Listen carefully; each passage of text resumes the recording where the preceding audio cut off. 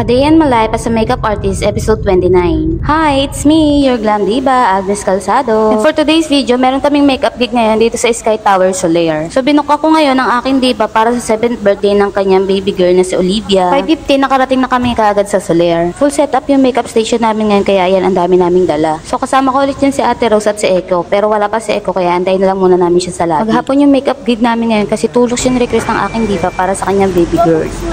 Kasino tayo. And then ayan, since maaga pa naman, sabi ko kay Ate Rose, mag-picture-picture muna tayo dito sa lobby habang inaantay natin si Echo.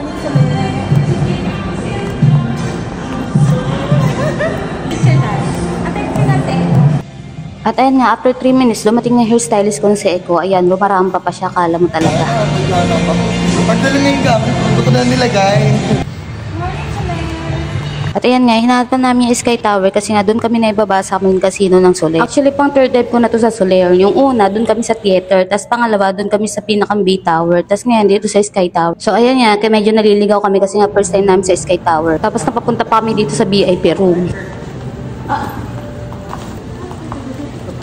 Yung pala, doon sa kabila yung entrance ng Sky Tower. So ayan, papunta na kami doon sa Sky Tower mismo. Kahit ibang ilista yan.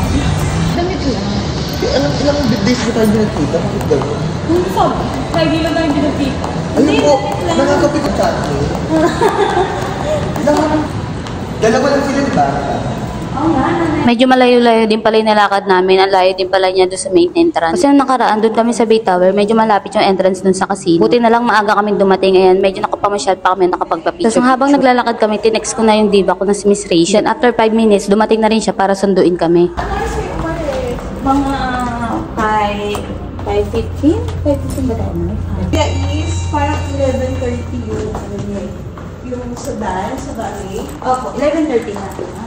Tapos yan, dinidiscuss na sa akin ni Madam Rachel yung timeline namin para sa party ng anak niya si Olivia. So dapat by quarter ng 10 AM, makaalis na kami sa Solaire kasi may 10 AM photoshoot si Olivia sa Ibarra. Saka sa Ibarra nga pala yung mismong venue ng birthday party ni Olivia. Actually, malapit lang yun dito, mga 5 minutes away kapag may sasakyan ka. So ayan nga, around 5:30 AM, nakapasok na kami doon sa unit nila, Madam. Grabe, executive suite yata yung binook nila, sobrang laki.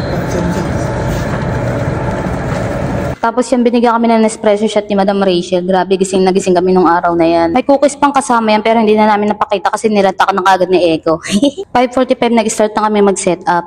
Medyo quiet pa kami yan kasi nga natulog pa yung mga bata. And then yan, ito na naman tayo. Hindi natin malaman kung saan natin lalagay yung upuan. Basta makeup artist, yun din talaga isa akong struggle kung paano ko ayusin yung makeup station ko. And then yan, inaayos ko lang yung mga makeup ko at sinasanitize ulit. Tapos kinabit ko na rin yung ilaw.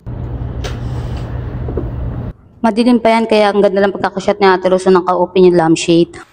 And then yan yung ayos ng makeup station ko. At syempre yan, hindi rin pakabugaan yung si Echo. Kailan daw ipakita rin yung hairstyle station niya. So yan si Ate Rose, video-video din ng mga hair tools niya. Then saktong 6 AM, nag-start na kami ng makeup ni Madam Rachel. Tapos dito tinanong ko siya kung anong gusto niyang kulay ng contact lens. Sabi niya, anything daw. Tapos ang kulay kasi ng damit niya is blue pero ang gusto niya makeup is fresh lang. Kaya sabi ko, sige ma, mag-brown na lang tayo para natural lang yung look mo. And then by 6:15, ito na yung view namin doon sa room ni Madam Rachel. Sobrang ganda, grabe. Nakaharap kami sa Manila Bay at kitang-kita namin yung amenities sa baba, yung swimming pool. So ayan na, nag-start kami ng hair and makeup ni Madam Rachel. So ayan, tapos na kasi siya mag-hair kay Baby Olivia kaya sabay na kami nag-hair and makeup para kay Madam Rachel. Yung nakakatawa dyan si Olivia, excited siya magpa-makeup. Ayan, tapos na yung hair niya, kinulitan siya ni Echo tapos sinet niya na yung bangs niya. And then yan, 6:40, antas na ng araw. Nabangan namin kanina yung sunrise tapos naalala namin, sunset nga pala kapag nakaharap kami sa Manila Bay. Pero sulit pa rin, sobrang ganda kasi nung view na nakaharap sa amin. Pag ganyan pa naman, mas nakaka-relax magtrabaho. Tapos yan yung pagkakaset up ng makeup station namin doon sa living room ng suite ni Madam Rachel. Sobrang laki talaga ng room, mas malaki pa to kaysa doon sa mga room ng mga brides namin before. Kaya super na-overwhelm ako kapag ganito yung mga diba na nagbubook sa akin. Sobrang nafe-feel ko na worth it ako as a makeup artist. Ang maganda pa nito, napakabilis kausap ni Madam Rachel. Nung nag-message siya sa akin, tinanong niya lang sa akin magkano ang package ng 7th birthday na may 2 looks kasama yung mother and transfer na rin ko sa Solaire sila magpapaservice. And then yun nga, sabi niya sa akin paano daw mag-book. Binigyan ko siya ng form tapos nag-down na kaagad siya within the day. Sobrang nakaka-overwhelm talaga ang mga ganitong client. Yung binook ko nila based talaga dun sa rate mo dahil alam nilang worth it naman yung babayad nila sa'yo.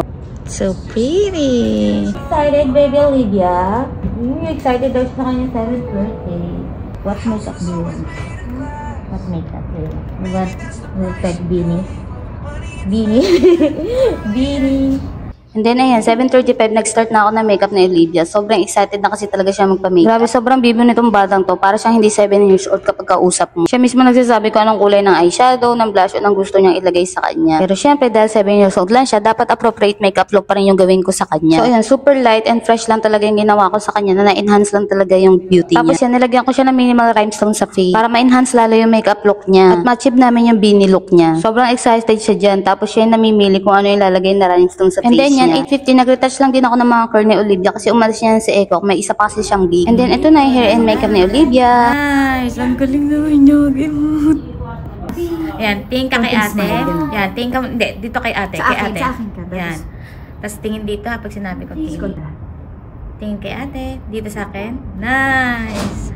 Grabe, sobrang natuwa din talaga kami kay Olivia kasi nga hindi kami nahihirapan mag-photoshoot sa kanya. Ang galing niya mag-post. Kaya sabi kanina ni Eko kay Madam Rachel, pag artista yun si Olivia, kami na daw ang bahala sa hair and makeup. Aalagaan namin siya. At siya pa talaga namimili ng look kung saan namin siya ipo-photoshoot. Kaya talaga sabi ni Eko, pwede itong mag-artista ang batang to. At ito yung mga kuha namin kay Olivia nung pinotoshoot namin siya. And 9:26 nagpa-pack up na kami yan. So ito na yung view namin doon sa room nila Madam Rachel. Sobrang ganda, diba? And then, ito yung loob ng suite ni Madam Rachel. Nagbe-breakfast na rin kami niya kasi nagpa-room service sila. 9:50, papunta na kami sa Casa Ibarra sa venue ng birthday ni Olivia.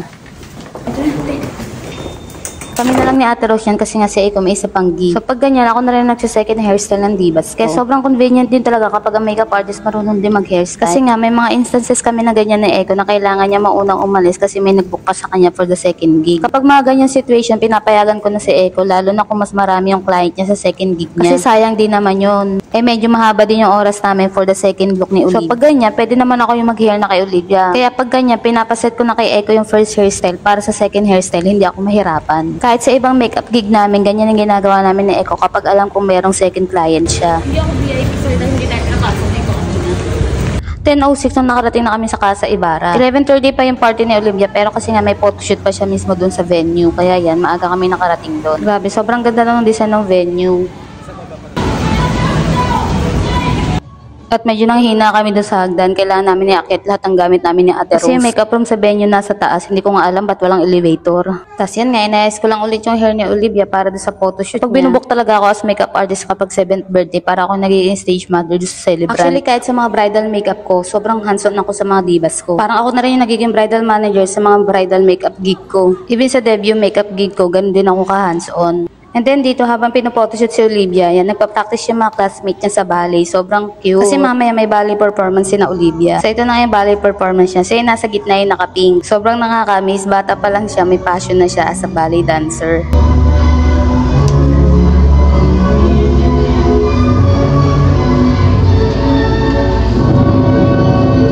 Hindi na pala ako nakapag-video ng second look ni Olivia pero ginawa ko lang naman is pinauna yung buhok niya tapos na-retouch ko lang yung makeup niya. By 3:30 PM tapos na yung makeup service namin kay Olivia. So bago kami umalis, nakapag-bihis pa si Olivia ng third look niya pero wala naman akong ginawa doon, pinowderan ko lang siya. At ganun din yung mami niya, niretouch na rin siya para at least hanggang party nila, fresh pa rin tapos sila. Tapos nakakain na rin kami niyan. Actually, busog na busog kami niyan kasi kasama kami sa pika-pika at guest list ni na Madam. At higit sa lahat, ang nakakatawa dyan kasi binigyan kami ng tip ni Madam Rachel. Tapos yun pala, bago kanina umalis si Eko, binigyan din si Eko ng tip ni Madam. Hindi lang namin nakita na inabutan siya. Tapos yan, pauwi na kami. Buti na lang hindi kami nahirapan mag-book ng Grab.